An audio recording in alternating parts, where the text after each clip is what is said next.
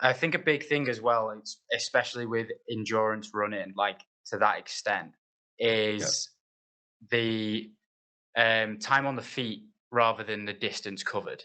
So Yes. just talk to me about the differences between the two and why people should prioritize time on the feet rather than trying to run 5K, 10K every single time.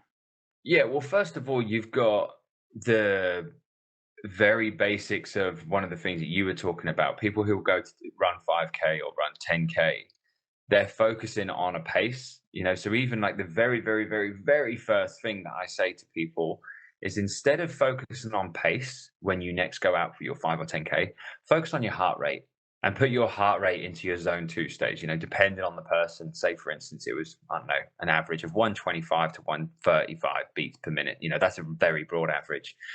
That will instantly give you more time on your feet because you're going to be focusing on your heart rate. You're going to have to slow down. You're going to be working on those kind of things.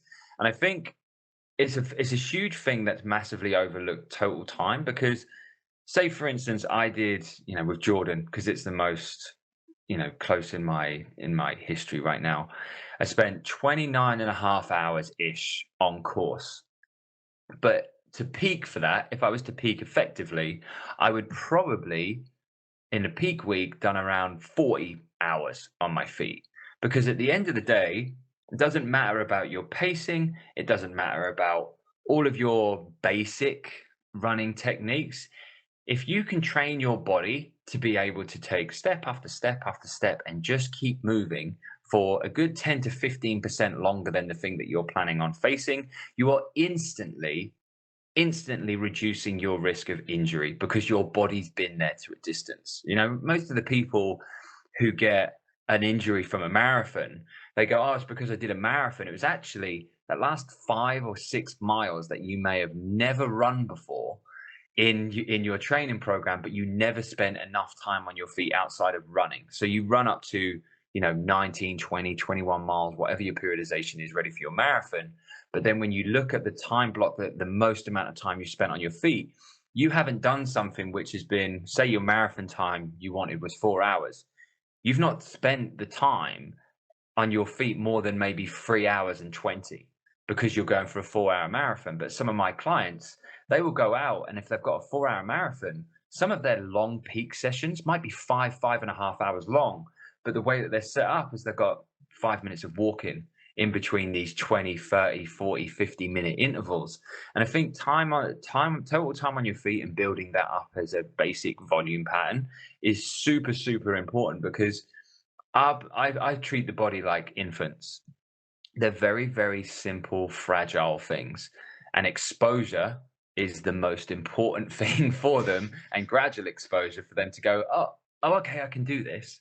And, if you're going to go and run 250K, you best damn know that you can spend that time on your feet, even if you were just to walk half of it. Because I think a lot of people don't even think like that. Yeah, it's similar to how professional sports do it. So, like a few years ago, I worked in a professional rugby club for a summer Yeah. and had to do a dissertation there. And my dissertation was on the use of peak game intensities. So, how clubs so they'll track players throughout a season and they'll see, oh, they peaked at this level during a game in terms of high speed meters and total distance run. And then they'll use that and go, every single week, we need to prepare them for that peak game intensity just in case it was to ever come up again. Yes. And I think that's one thing that is lost in running is people think that, oh, I've got to run 26 miles. I need to run, do it as fast as I can. So it doesn't really matter in terms of how much time I spend on my feet. When actually, if you can spend longer on your feet, then you're going to find it not only probably easier, but also there's a less chance of injury when you go for that faster pace. Yeah, I think there is something that I would, when I talk about, I'm proud for a multitude of reasons from the runs that I've done. Obviously, the distance, the placings, and how it's gone, and following the strategy, whatever it may well be. But one of the biggest things that I'm proud of, specifically from Jordan as well, is I come back and I'm not broken. Like there was people out there, no disrespect, that they look like mummies by the end of the week, they were covered in that much K-tape, holding together dodgy joints, issues that had just got exacerbated over the week.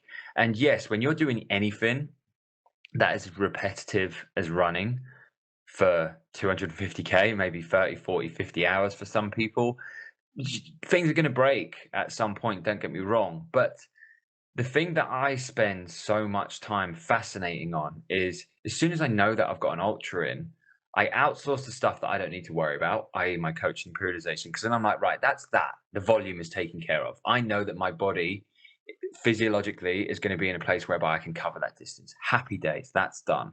And then I go into this weird space of unilateral strength and stability work, make my body as strong and robust as I possibly can. So I'm sitting there on a treadmill getting ready for a 250K run, walking backwards barefoot and an incline on the treadmill.